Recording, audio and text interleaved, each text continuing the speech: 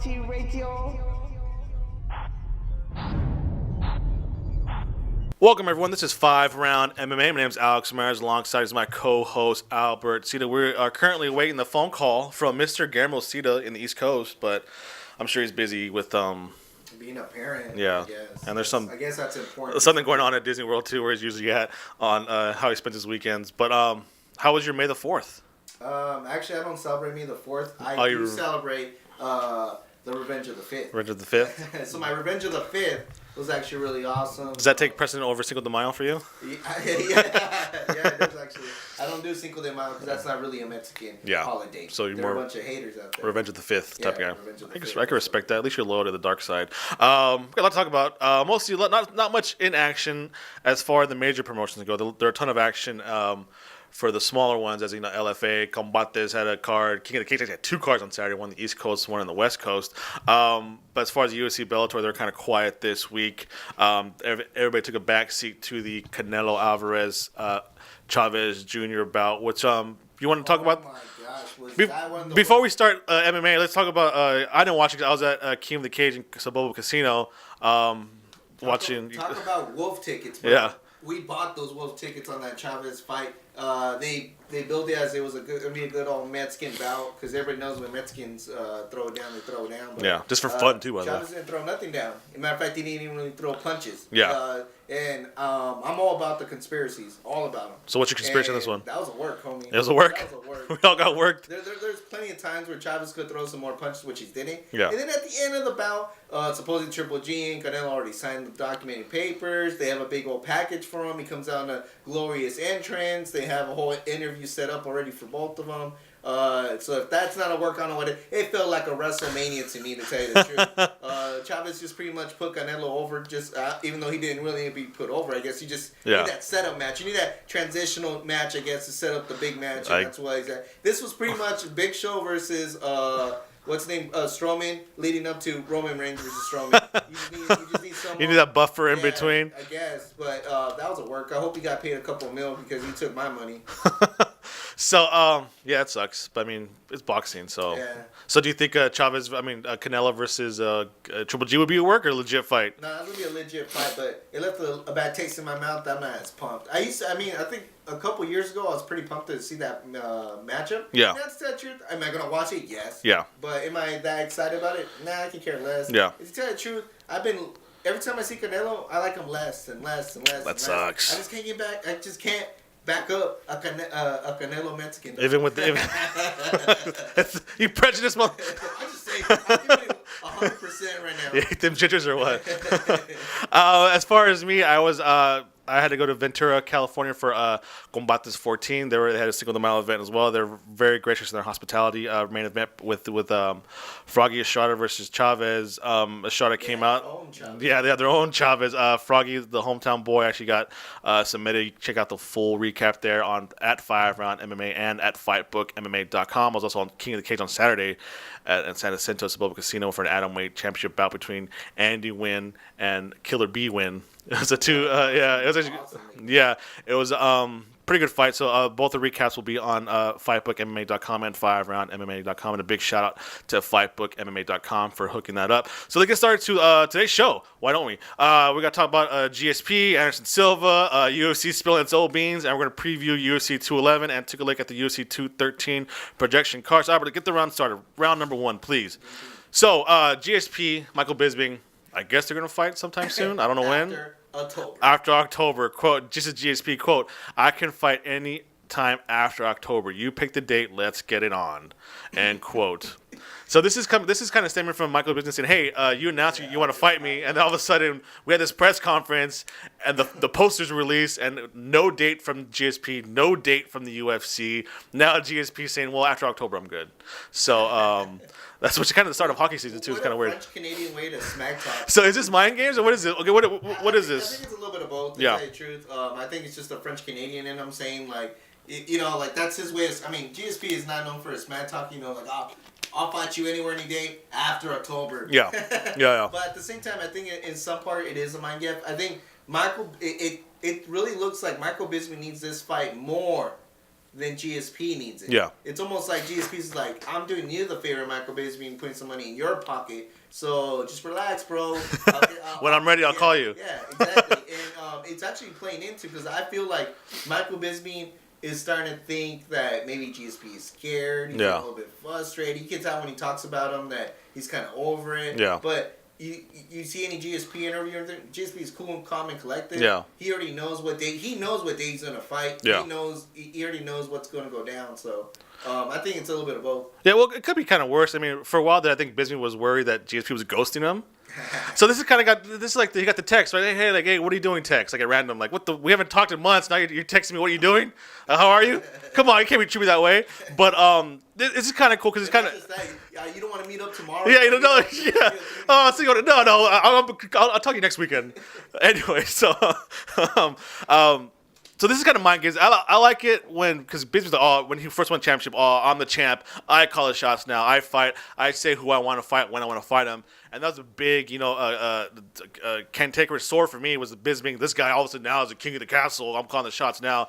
Pushing back Yoel Romero, pushing back Jacare so we can fight Dan Henderson. Now pushing those two guys back so we can fight GSP. Now GSP like, oh, you know what? No, I'm really in charge here. I'm the real star. Like you said, you need me more than I need you. But then also I'm kind of ticked at GSP. Like, bro, Bisping could have fought Yoel Romero Jacare already. And so Jacare got knocked out by Robert Whittaker. He could have fought.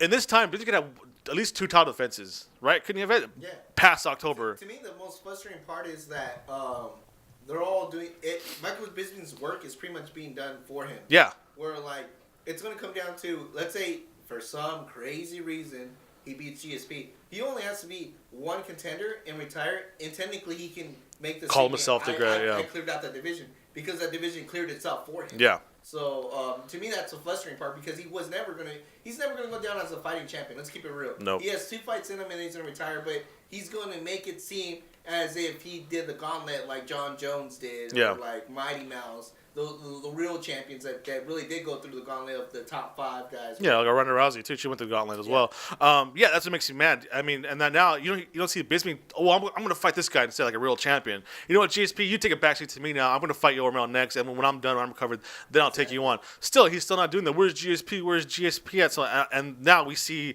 Jacare gets knocked out, have shoulder surgery. He's out. Robert Whittaker's still in limbo because does he want to take a fight and risk losing his title shot, or does he sit back and wait? You know what I mean? So like, you have all these guys here who are just waiting for GSP and Michael Bisping to get back to fight.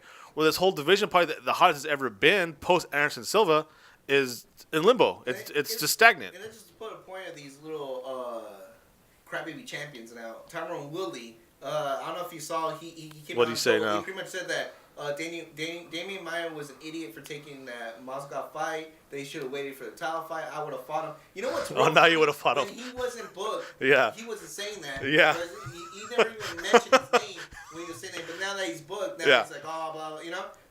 All these crybaby champions now. Yeah, these social media champions are like, no. Just before we run out of time, I know it has nothing to do with the category, but kind of does, because GSP's in Canada. Okay. My boy Roy McDonald's in Canada. Bellator actually is starting to do some packages to promote the fight. They did like a video for Roy McDonald. It was horrible.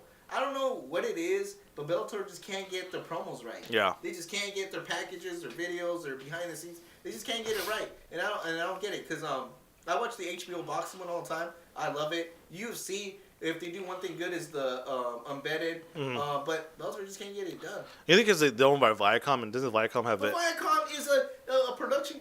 Yeah, but I mean, like, it's all like. Isn't that bread about like MTV and all that stuff? Yeah, so that's pretty horrible. So we'll see. Hopefully, we'll finally get to see GSP versus Bisping sometime after October. I'm hoping after Halloween, before Thanksgiving, preferably GSP if you can, because it's a busy time for me. So that's it for round number 1. We're gonna come back. We're gonna take a small break. Come back. Enter. Talk about round number 2. Talk about Anderson Silva threatening to retire and Dana White's answer to him. Before we do that, I want to thank one of our great sponsors at 5 Rounds Clothing. 5 Rounds offer unique collection of apparel and accessories by incorporating the style, culture, and attitude of mixed martial arts. They are constantly evolving and improving to become the best fight wear company in the MMA world. Check out the line of t-shirts, hoodies, hats, and other great accessories at 5rounds.net. Follow them on Twitter at 5roundswear and on Instagram at 5rounds_. Get it on. Round 2 coming up. All right, welcome back. Time for round number 3. We actually just lost Guillermo Cedar here doing fatherly duties, so What are you gonna do, right?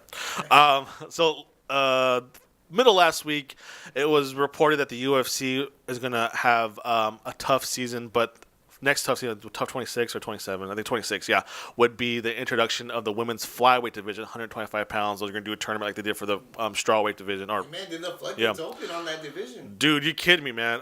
People were posting left and right. I think even Jessica I, who's a bantamweight. Yeah, who's a bantamweight. Says I'm going to go down 125. I'm so happy for the UFC. Blah blah blah. Thank you, everybody. And then turned out to be on Friday or on Thursday. Quote: This is from their PR official Matt Romanovich said. Quote: It's an idea that we've been tossing back and forth, and we're conceptualizing. Frankly, it just came out a little early. We haven't confirmed it. We have no firm ideas on it. We're just kind of waiting and see. It was an idea that was put on paper, but just got out too early. End quote. So, I mean, I guess I don't know who reported it. Is this kind of fake journalism again, or alternative news? Alternative news again. Use the proper term. Yeah. So now it seems like a lot of women had their kind of hopes crushed because there's a big gap. There's 115 and then 135. There's a whole that 125 divisions there. They've all said that there is big need for that. Yeah. I mean, even Paige has shown interest in 125. That. Yep. So they really do need to start filling those gaps, and I think it's for the better of the sports. I'm not a big fan of like the way boxing has it, where we do like every 2 or 3 pounds. Yeah. I mean, after a while, I'm like, come on, bro. If you can't cut 2 pounds and you're gonna cry about that's the difference of the fight. Yeah. Maybe you shouldn't be fighting. But these 5-10 pounds increments makes more sense to me. It's a healthier way to get healthier. You know, it's a healthier way for these fighters to compete. Yeah. And it also, I think, allows a fighter to not necessarily just be stuck like in their careers almost. Yeah. Like imagine if who was the guy that was I can't remember his name. T.J. Dillashaw beat him for the belt. Koridolov. No. Dominic Cruz. No, he beat T.J. Dillashaw beat him. Oh, Henan Barrell. Thank you. Sorry, I look like an idiot right now. Wow. Anyways, Henan Barrell, you see how horrible he's doing in going up a division. Imagine if that was the only division. We would think Henan Barrell was garbage. Yeah. But it's because his body is suited better for a different division. Yeah. And maybe that's the case for some of these girl athletes that have such a humongous gap that maybe we never really see what best size fits their body style as far as competing in the octagon. Yeah. So I'm all for more weight classes, especially in the women's division that only has 2. 2. Well, 3 technically, but with 145. Well, the one that's barely hanging on. Yeah, and like for example, like Jessica Penne, who was a former atomweight in Invicta, but she wants to be in the UFC, so she goes up to 115. So that maybe the atomweight division can be there too. There's a lot of fighters out there that 105, but I mean, it kind of sucks that there were like a lot of women fighters who were like, oh yeah, sick, finally. And then you kind of get the rug pulled around. Yeah, because Jessica, who's been kind of hitting a bunch of speed bumps at 135. Get a new breath of fresh air at 125. You have maybe like I don't know. Kat Zingano, I think it's 45. I think naturally, right? But you have a lot of women who can go up from 130, who go down from 135, went up from 115. So another perfect example of that flyweight division. He was just way too small. Yeah. For the only for the division bantamweight, yeah, for bantamweight, which was the lowest division at the time, and he was clearly way too small. And we wouldn't see the rise of Mighty Mouse, I think, if they would never made that flyweight division in the men's. Yeah. So imagine the superstars that can come out of the women's division. Yeah. Well, and it's kind of good and bad because I mean, for how many long they didn't want to know there'll never be any women fighters. Now there's 2 in there now. Now there's talks of having a third one and a fourth one. So I mean, it sucks that it's not confirmed yet, but it also is good news for the growth of women's mixed martial arts now. And then honestly, what's kind of dangerous is like Joanna Jacek said she would want to try at 125. Yeah, she wants to be a two-time. So she's just gonna put on 10 more pounds and just kick everybody's butt at 125 because it'd be the same fighter she beat at 115. We're gonna go up to 125 to avoid her, and so I'm gonna go up there at 125 and to beat every. I'll beat you guys twice already. So that'd be kind of cool. But I mean, I don't know. I think also too, if they do this, it would serve the Tough, because Tough has. Ultimate Fighter's been around for 26 seasons or 25 now, and it has to be very gimmicky for people to watch it, right? This current season's Redemption. I mean, you have to put with the last season before that was it the champions, right? The champion from every organization, and they fought Mighty Mouse, right? So I mean, this one. The one before was the women's one, right? I think so. I don't remember. That was your favorite. I don't remember. But see, that's why, because, it's just a regular season. And this one, to interest, it had to be, a gimmick on it. So we'll see. I mean, sucks for that it's not official, but hopefully the UFC kind of sees, okay, that the outpour here was like, okay, this needs to be done, but maybe it's contract stuff. I don't know. Because there could be a lot of fighters out there, but maybe they're all under contract with different organizations. So that's it for round number 3. We're going to take a small break and come back and enter the championship rounds. We'll take a look at the UFC 213 card projection. They announced I think a trio of big fights for this card. And then also preview UFC 211. Before we do that, I want to talk about Rockin Green eco-friendly cleaning products. Rockin Green is an award-winning manufacturer of eco-friendly cleaning products designed to make cleaning easier and greener. Rockin Green products are all natural cleaners made with biodegradable plant-based ingredients. Visit rockingreen.com for more information and shop the great line of products. They're also on Facebook, Instagram, and Twitter. Rockin Green. Stay clean. Championship rounds coming up. All right, welcome back. UFC 213 is scheduled to take place July 8, 2007 at T-Mobile Arena in Las Vegas. As of right now, the projected main event is Cody Garbrandt versus TJ Dillashaw for the Bantamweight Championship bout. Also on the card projected to be is the Women's Bantamweight Championship with Amanda Nunes versus Valentina Shevchenko. But 3 kind of big-time matches were announced this last week when Fabricio Verdum versus Alice Overeem, Robbie Lawler versus Donald Cerrone, and Anthony Pettis versus Jim Miller. So this is traditionally their UFC's big 4th of July time frame card, right? Yeah. So far on paper, man, what do you think? On paper, I think it looks really good. Yeah. I don't like to use the term that much because I like to say for special cards, but Yeah. the stackness is there. Yeah. It's definitely there. There's hardly, don't get me wrong, I probably watch every single UFC event. Yeah. But there's some I dread paying for. Yeah. That I don't want to pay for. But you're a professional, right? Yeah. And sometimes I gotta bite the bullet and pay for it. But this one I'll be more than happy to pay for it. Yeah. I have no problem using my good spend money on this card, which the stagnance is there. But these are one of the cards I think you can get spoiled real quick. I think that's what happened to me. We had like back-to-back cards where they just spoiled the crap out of me, and then I expect every card to be there. Yeah. Just like this. It's a good blend of championship fights as far as fan fights and as far as fights that matter in the division. So when you have a good balance like that, it's a good card. Yeah.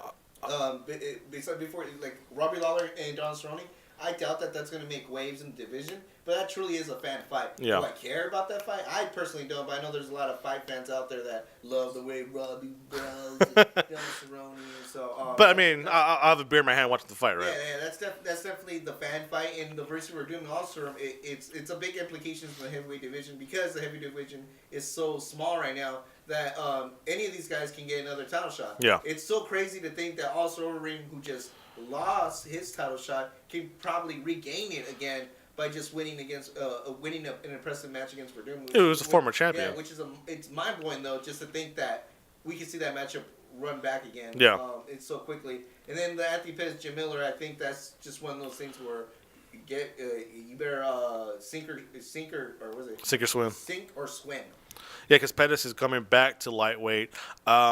This is the one fight that I'm just like of all the ones they announced, I can always think to myself, okay, there's a good likelihood that guy it won't happen because he always gets hurt. And this is one where like I want to see it, but given Pettis' track record, he might get hurt training, and it'll happen. I'm for sure think Lawler versus Cerrone will happen because those guys never get hurt during training camps. And even if they do, they'll I think Verdum versus Overeem has hopefully has a good shot because it was always Cain Velasquez got pulled out of the Verdum fights, and Verdum's always ready to go. Looks like I think Cody No Love and TJ Dillashaw should happen. Dillashaw does have some history of injury. Yeah, I'm hoping they don't train too hard for them. Like I'm gonna go extra hard during training camp just so I can be the best I can. That's how they don't get hurt. And I think Nunes and Shevchenko should be good as well. But yeah, I was pretty psyched. I mean, especially when I saw. I mean, like you. I mean, I don't think the winner of Lawler versus Shorty gets a title shot, but this is like a potential, X amount. It could be fight of the night. X amount of dollars plus fight of the night bonus type of thing, hype up a highlight reel match. Verdum, I think Verdum needs his win more than Alistair Overeem, to tell you the truth. I think he's fallen so far off the graces of the UFC that even if he does win, he's gonna go through the gauntlet again, just because the whole Reebok debacle when he said I don't want to be sponsored by Reebok, I want to be sponsored by Nike or have my choice. UFC pulled him off with Latin American television, I think, as an analyst, and he's been kind of MIA since then. So I'm thinking even if he wins this bout, he's still in the doghouse with the UFC. Especially Dana White, because once you're on Dana White's bad side, he's like so grumpy. Dana White, Uncle Dana's so bitter that like. At all. Everybody has that uncle too. Yeah. Man, sorry. Real quick, I'm warming up a lot to Shevchenko. Yeah. Don't get me wrong. I was probably the biggest Julia Pena fan. It devastated me that Julia Pena lost, especially the way she lost. But the more I see more Shevchenko, the more I'm warming up to her. Yeah. The more I kind of already visual her as a champion. I feel like she will be a better media champion than Amanda Nunes. I think Amanda Nunes is falling very flat when it comes to being a media champion as far as being out there and being marketable. I haven't seen her at all. Exactly. And Shevchenko, she's doing her little dances and they're getting over her. So I'm warming up to Shevchenko, even though she beat my girl Julia Pena. Yeah, it also is a cool nickname of Bullet. So and also it's just pretty. Cool tattoo. Yeah, just cool. Was the gun? Yeah, I think so. I think the UFC wants her. She's always smiling in her promos and stuff like that. Where Pena has like the mean face, but we'll see. UFC 213 will take place July 8th at the T-Mobile Arena in Las Vegas, which is the official home of now, right? UFC will no longer do any more events at MGM Grand. I think the Travis fight was in the T-Mobile Arena, but the weigh-ins were in MGM. So wow. Just to show you that T-Mobile got some pull. I guess so.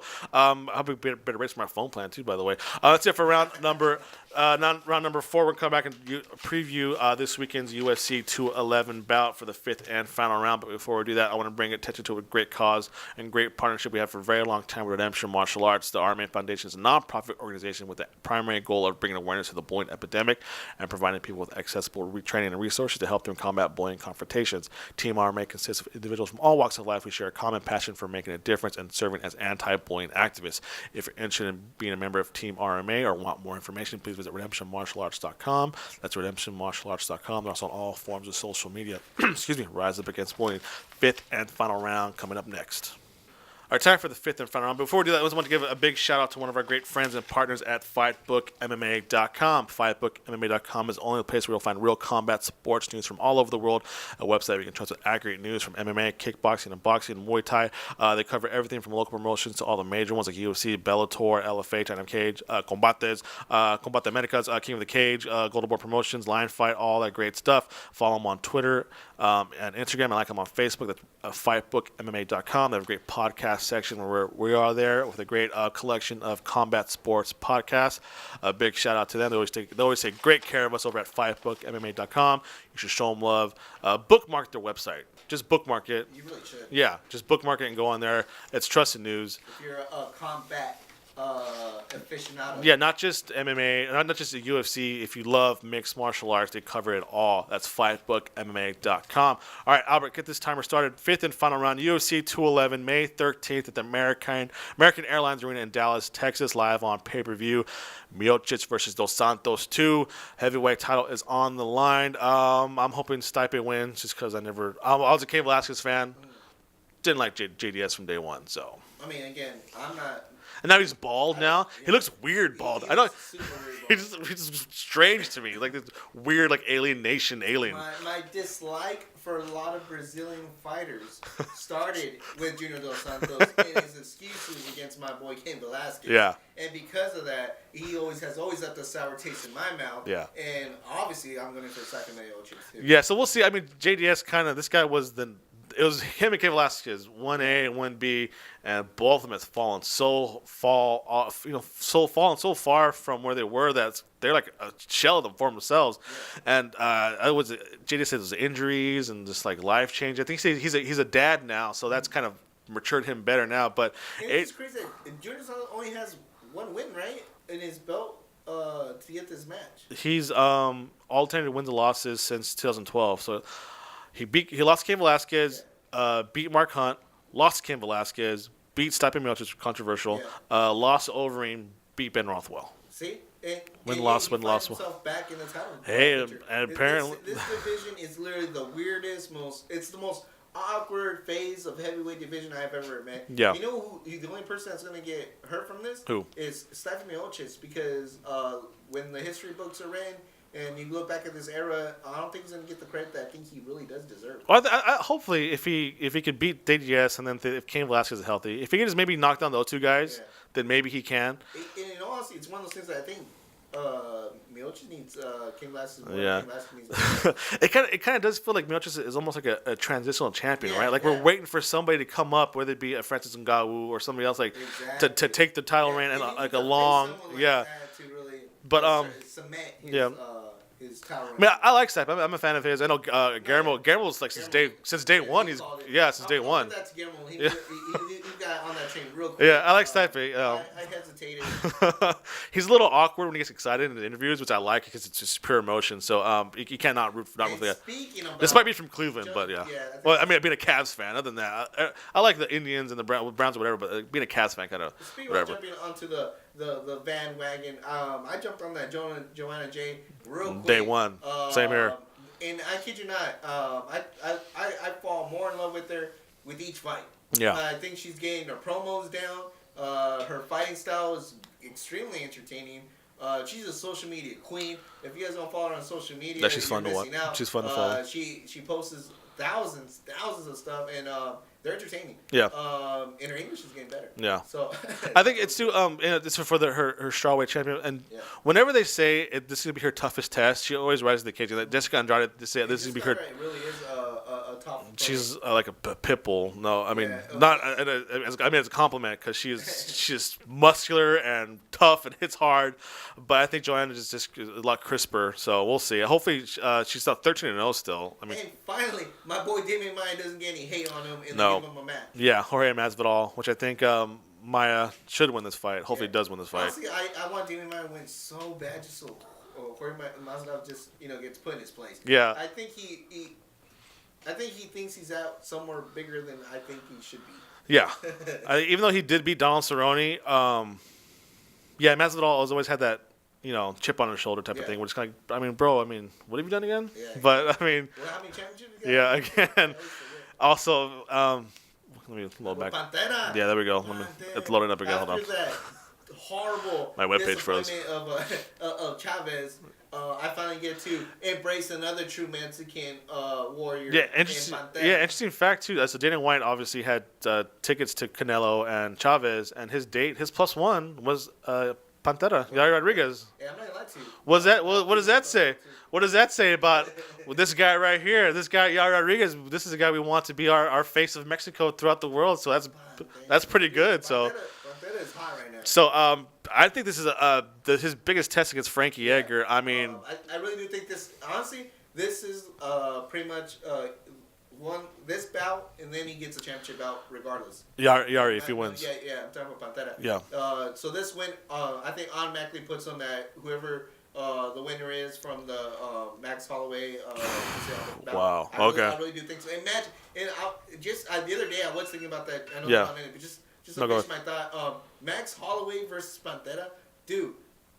If they really need to get behind that matchup, if it comes to fruition, I mean that thing can. Oh, dude, that is such a main event. Yeah. I think that's gonna be the fight of the year. Yeah. And UFC really needs to push. If that does happen, they better be all over as far as embedded media. I mean, they really need to That should be push like in a stadium Yeah, fight. That should be in a exactly. No, stadium. seriously. Also, Henry Cejudo will take on Sergio Perez. Cejudo's come off a loss from Joseph Benavidez after coaching The Ultimate Fighter. And he wanted to point out that Eddie Alvarez, former UFC lightweight champion Eddie Alvarez, who just main evented against Conor McGregor, is on the prelim. Is it He's the main event in the prelims. feature prelim bout against Come Dustin on, dude. Dustin Diamond Poirier, who I think who has a chance to take this fight because he's super dangerous. I think, especially at 155. It's just crazy how he goes from the top of the mountain to now you're the prelim. Hey man, that's a Bellator. You can't shake that Bellator background off of him. Also, former World Series of Fighting light, heavyweight, and middleweight champion David Branch makes his return to the UFC against Krzysztof Jutko. I'm pretty sure I butchered that guy's name, but whatever. UFC 211,